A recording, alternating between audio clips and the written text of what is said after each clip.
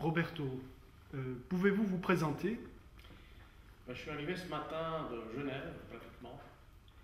Et la Suisse, j'y ai vécu depuis 1964. Donc ça fait déjà une période.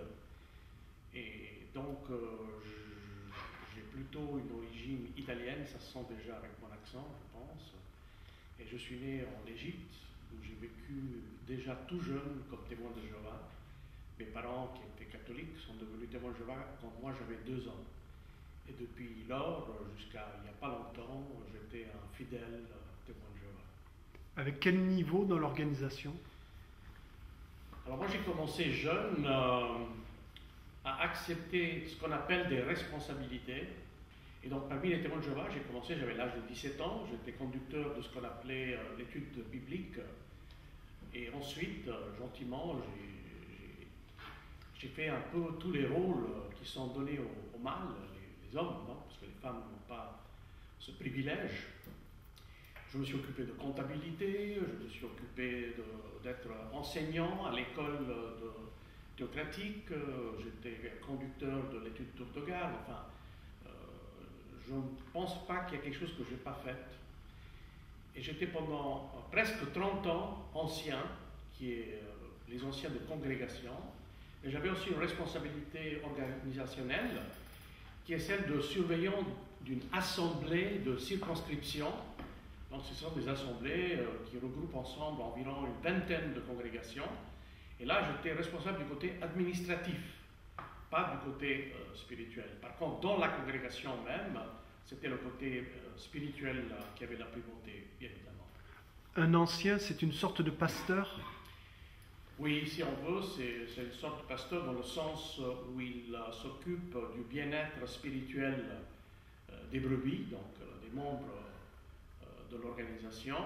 Il n'est pas seul, en principe, cette charge est partagée avec d'autres anciens et ensemble ils forment ce qu'on appelle le corps des anciens d'une congrégation.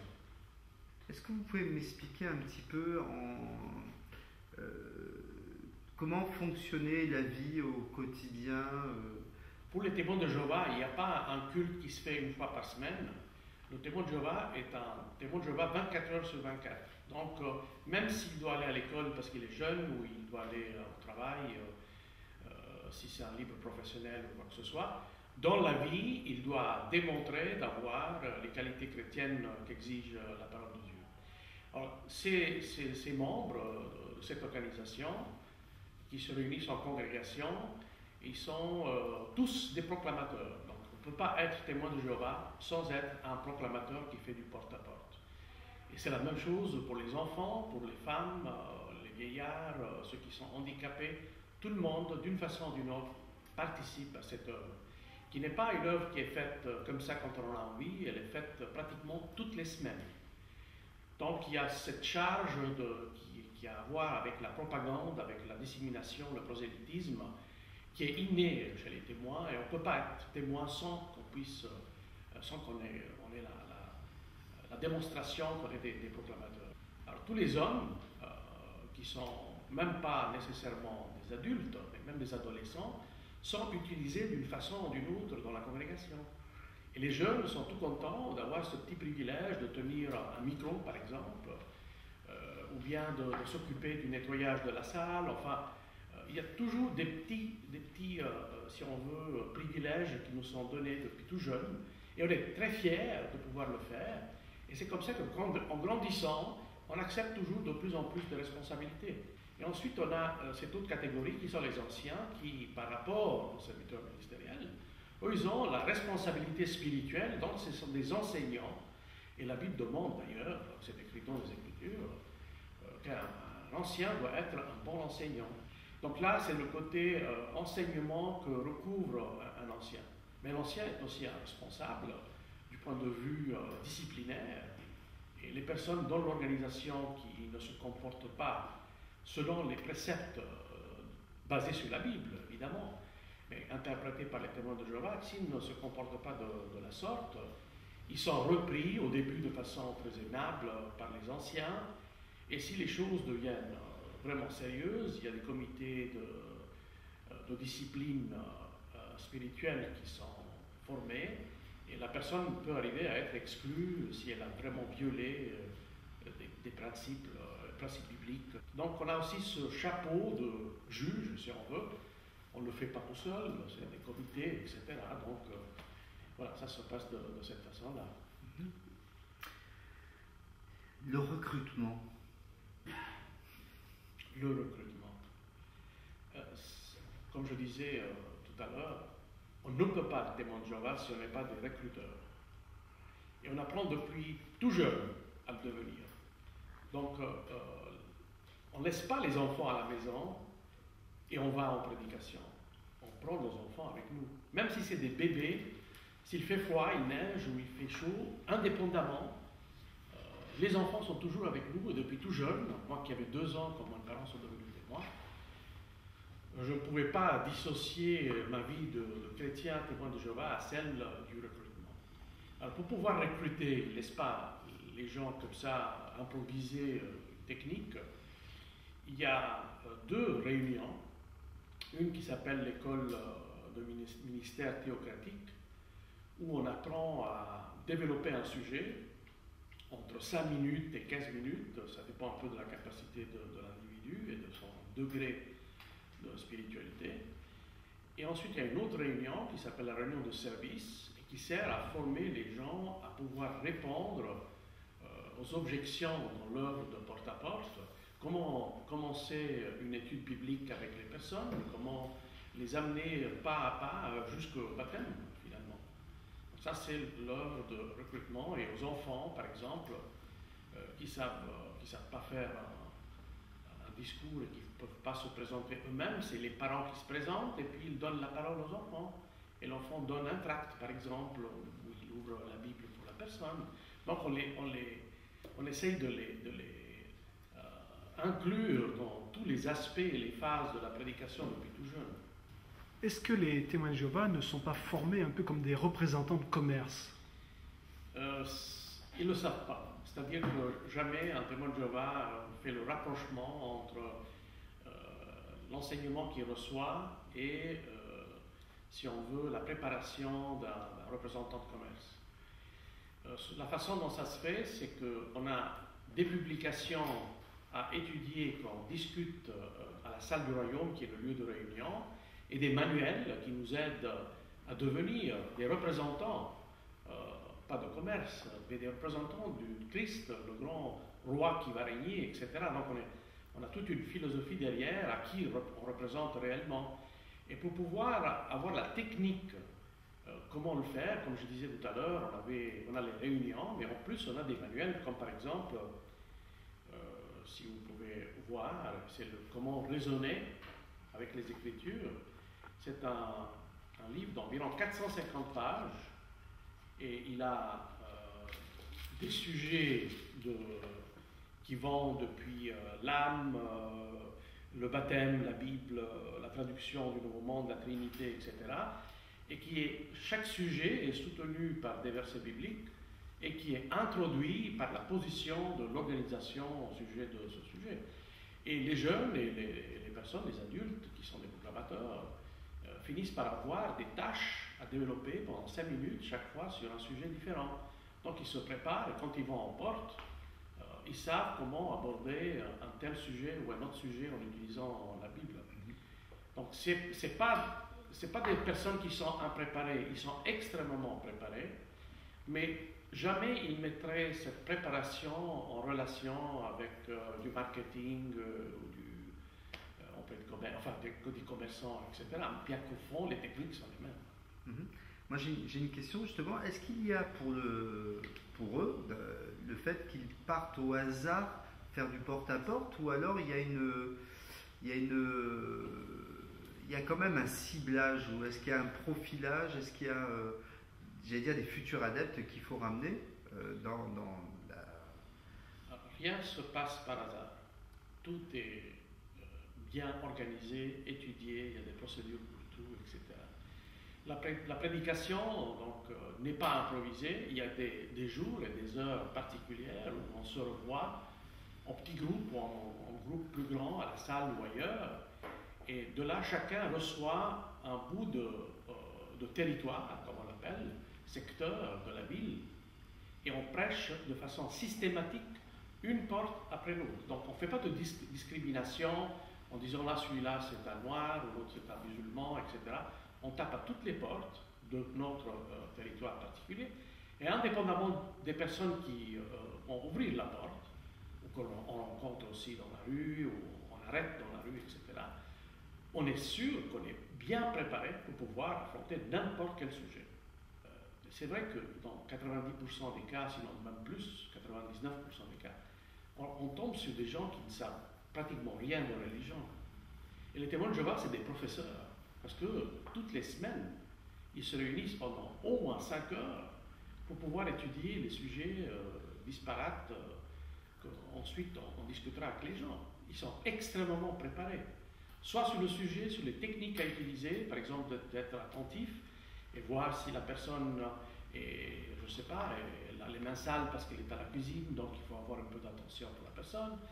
Et si elle a des enfants, si elle n'a pas des enfants, s'il y a une croix, s'il n'y a pas une croix, ils sont très observateurs. Et aussi, ils se réfèrent souvent aux événements du quartier, aux événements du pays, pour susciter l'intérêt. Ils en ont toutes ces techniques, mais ils ne cherchent pas en particulier une personne. Mais si ils devaient trouver, et c'est déjà arrivé, des personnes qui connaissent le sujet, qui savent comment leur poser des questions réellement profondes, alors le témoin est un peu perdu. Et il a l'habitude de dire, écoutez, je vais repasser. Et souvent, il repasse avec un ancien. Et moi-même, j'ai été donc appelé plusieurs fois parce que la personne ne savait pas comment répondre à certains sujets comme l'évolution, etc. Ce qui arrive, c'est qu'après un certain moment, si la personne n'est pas convaincue, le témoin finit, lui, par ne plus y aller en disant on ne va pas distribuer des perles aux cochons. Le but de ce recrutement, c'est d'avoir de plus en plus d'adeptes des témoins de Jéhovah, mais est-ce que ça amène aussi plus de ressources financières? Est-ce qu'il y a un lien avec, bien évidemment, l'argent? Pour répondre à cette question, le but de ce qu'on appelle le recrutement, qui est la prédication pour un témoin de Jéhovah, n'est pas celui de recruter des personnes, n'est pas celui de avoir une base plus grande du point de vue financier, mais est celui de sauver la personne.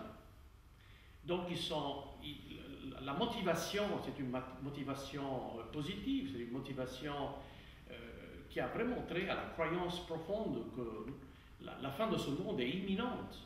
Donc il faut absolument sauver ces braves gens, et si on ne les avertit pas, nous, qui va les avertir?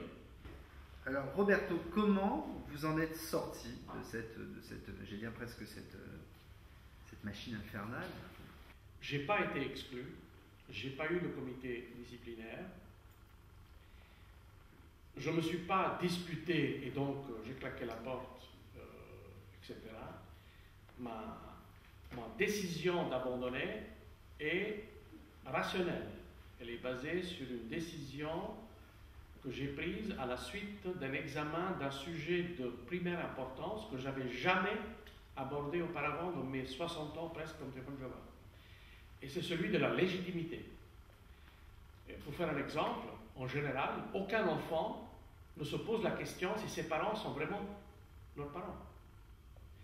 Et pour un témoin de Jéhovah qui est né dans cette organisation, il n'y a pas de doute, c'est l'unique organisme que Dieu utilise pour communiquer avec les hommes. C'est la mère spirituelle. On ne met pas en doute ce qu'elle dit.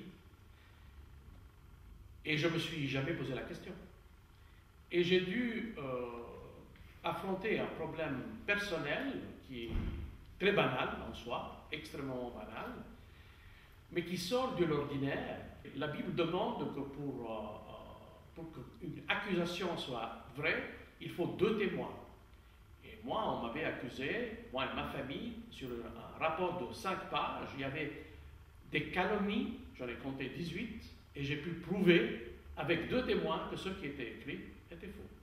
Alors, je m'attendais à ce que l'organisation mette en pratique ce qu'elle enseigne, c'est-à-dire d'essayer de récupérer les gens qui ont fait faux, les gens qui ont calomnié, pour qu'il demande pardon et puis qu'on puisse repartir sur de bonnes bases. Mais moi, je m'attendais à une chose qui n'a pas été faite par l'organisation, et donc je me suis demandé qui sont ces braves gens.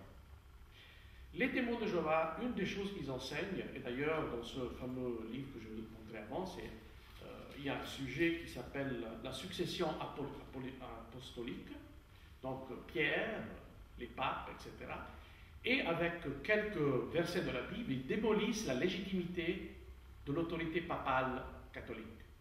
Mais alors, eux, quelle autorité ils ont? Ils ont une autre autorité qu'ils ont prise de Matthieu 24, de 44 à 47, qui parle de l'esclave fidèle et avisé.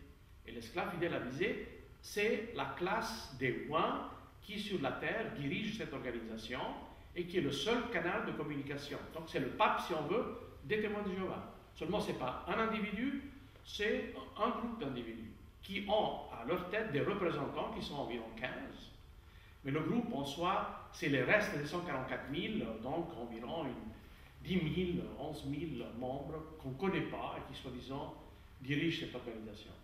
J'ai examiné à fond la légitimité de cette allégation et je me suis aperçu qu'en utilisant les arguments que l'organisation met en avant pour justifier leur autorité, les arguments ne tiennent pas la route et ils ne peuvent pas démontrer que Jésus, en 1919, a choisi parmi tous les chrétiens les témoins de Jéhovah comme canal de communication. Mais là, je me suis posé la question sur la légitimation. Est-ce que ces braves gens sont vraiment ce qu'ils prétendent être?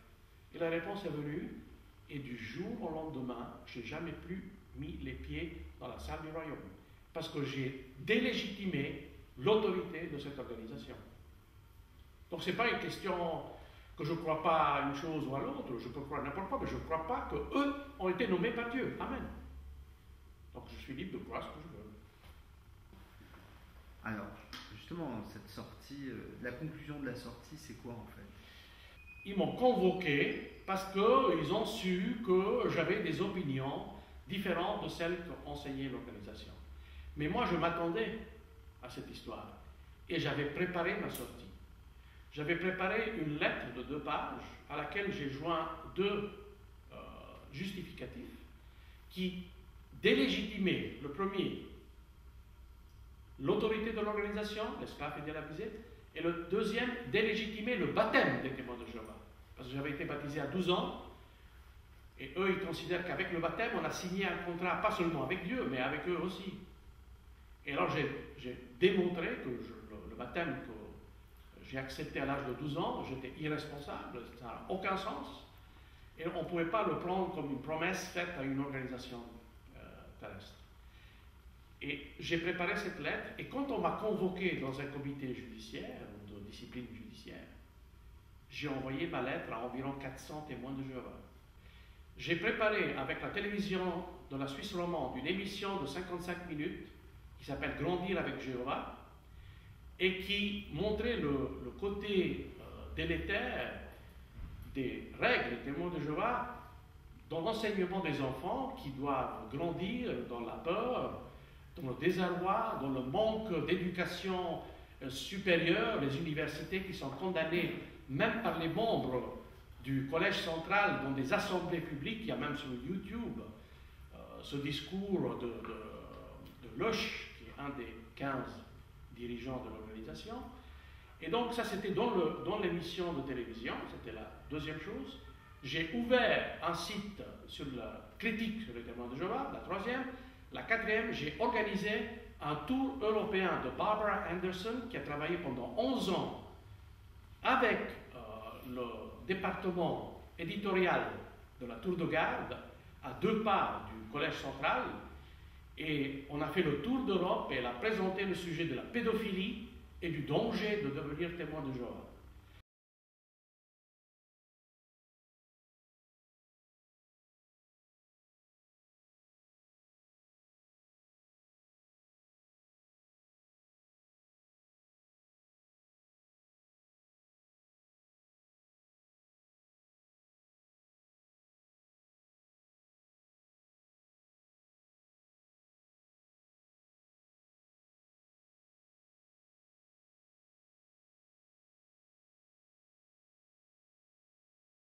Alors, justement, parlons de cette prédication de fin du monde, puisqu'elle est importante dans le courant du témoin de Jéhovah.